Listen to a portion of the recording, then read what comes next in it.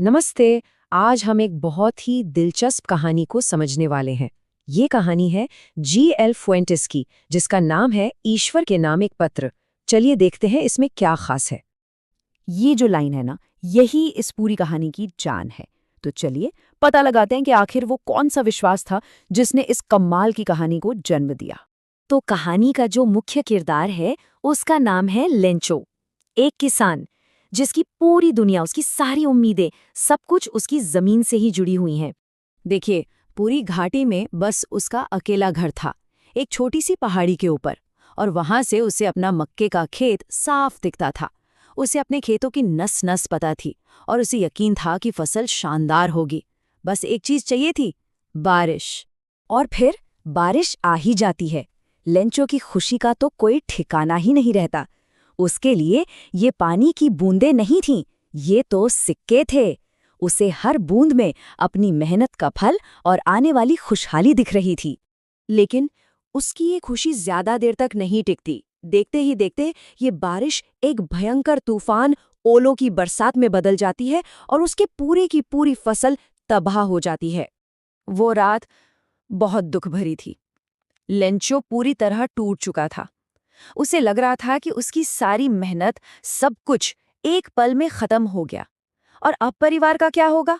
लेकिन इतनी निराशा के बीच भी एक उम्मीद की किरण बाकी थी, एक आखिरी सहारा, और वो था भगवान पर भरोसा। उन्हें लगता था कि मदद आएगी, सीधे भगवान से। और यही एक उम्मीद लेंचो को कुछ ऐसा करने पर मजबूर करती है जिसके बारे में कोई सोच भी नहीं सकता। अब देखिए, लेंचो था तो एक सीधा साधा किसान जो जानवरों की तरह खेतों में मेहनत करता था, लेकिन उसे लिखना आता था। तो उसने एक प्लान बनाया, बहुत ही सीधा लेकिन उतना ही असाधारण। उसने पूरा हिसाब किताब लगाया कि खेत को दोबारा बोने और जब तक नई फसल न आए तब तक परिवार का गुजारा चलाने के लिए उसे कितने पैसे चाहिए होंगे। और वो रकम थी 100 पैसों। और फिर उसने एक लिफाफा लिया, उस पर पता लिखा, ईश्वर के नाम, टिकट लगाया और उसे लेटर बॉक्स में डाल दिया। उसे पूरा 100% यकीन था कि ये खत अपनी मंजिल तक जरूर पहुंचेगा। लेकिन कहानी में ट्विस्ट तो अब आना था। उस खत का सफर पास के ही डाकघर में एक बहुत ही अप्रत्याशित मोड़ लेता है। हुआ ये कि एक डाकिया जब ये अजीब सा खत देखता है तो अपनी हंसी रोक ही नहीं पाता। वो हंसते हंसते इसे अपने बॉस यानी पोस्टमास्टर के पास ले जाता है।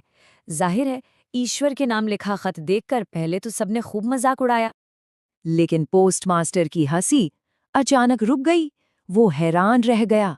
मजाक की जगह उसके मन में उस खत को लिखने वाले के लिए इज्जत आ गई। वो सोचने लगा, क्या गजब का विश्वास है। और पोस्टमास्टर ने तय कर लिया कि वो इस विश्वास को टूटने नहीं देगा। उसने सोचा कि सिर्फ अच्छे शब्द लिखने से काम नहीं चलेगा, उसे इस खत का जवाब देना होगा, लेंचो की मांग पूरी करके। तो उसने अपनी सैलरी का कुछ हिस्सा दिया, अपने साथ काम करने वालों से, दोस्तों से, सबसे मदद मांगी।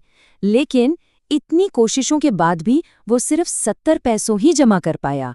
उसने उन पैसों को एक लिफाफे में डाला, उस पर लेंचो का पता लिखा और अंदर जो खत रखा उस पर हस्ताक्षर की जगह सिर्फ एक शब्द लिखा, ईश्वर। वो चाहता था कि लेंचो को यही लगे कि उसकी मदद सीधे भगवान ने की है। और अब आता है कहानी का सबसे मजेदार, सबसे विडंबनापूर्ण हिस्सा, वो पल जहां इंसान के नेकी और एक अटूट विश्वास आमने सामने आते हैं। जब लेंचो को वो लिफाफा मिला ना, तो उससे जरा सी भी हैरानी नहीं हुई। अरे हैरानी कैसी, उसके लिए तो ये होना ही था। भगवान को खत लिखा है तो जवाब तो आएगा ही।